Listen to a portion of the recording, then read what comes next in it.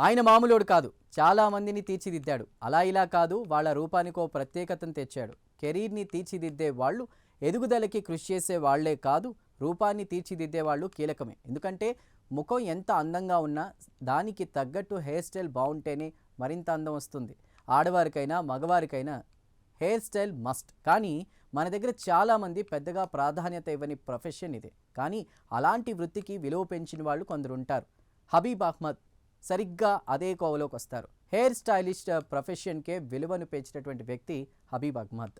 ఈయన అందరిలా చిన్న సెలూన్ పెట్టుకుని అక్కడికే పరిమితం కాలేదు. ఈ వృత్తితో భారతదేశానికి పేరు తెచ్చిన హెయిర్ స్టైలిస్ట్గా ఎదిగారు ఈ హబీబ్. ఇక భారతదేశంలో గొప్ప గొప్ప వాళ్ళకి హెయిర్ కట్ చేసి వాళ్ళ రూపానికో ప్రత్యేకతను తెచ్చి దేశంలోనే పాపులర్ అయ్యారు. ఇందిరాగాంధీ జుట్టుకి అందమైన షేప్ ఇచ్చింది ఈయనే.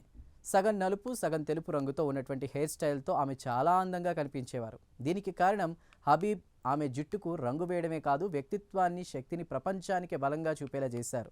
ఇక ఏపీజే అబ్దుల్ కలాం ప్రత్యేకమైన హెయిర్ స్టైల్కు కూడా హబీబే కారణం. ఇప్పుడు మనం జావేద్ హబీబ్ పేరుతో చాలా పార్లర్లను చూస్తుంటాం. ఈయన ఎవరో కాదు, ఇప్పుడు మనం చెప్పుకుంటున్న హబీబ్ అహ్మద్ కొడుకే. హబీబ్ అహ్మద్ చనిపోవడంతో ఒక్కసారిగా వార్తల్లోకి వచ్చారు.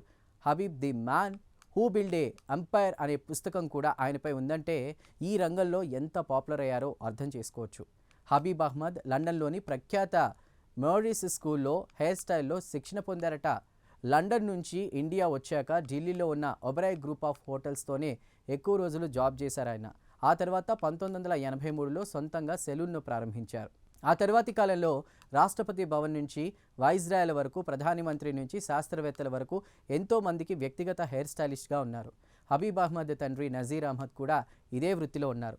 ఆయన డాక్టర్ రాజేంద్ర ప్రసాద్కు వ్యక్తిగత స్టైలిష్గా ఉండేవారు. అంతేకాదు లార్డ్ మౌంట్ బ్యాటన్ వంటి బ్రిటిష్ ఇండియా వైస్రాయ్లకు కూడా ఈయనే హెయిర్ స్టైలిష్. ఇలా హెయిర్ స్టైల్ రంగంలో తమదైన ముద్ర వేసిన హబీబ్ అహ్మద్ ఈ ప్రొఫెషన్లో ఇండియాలో మొదటి సెలబ్రిటీ అయ్యారు.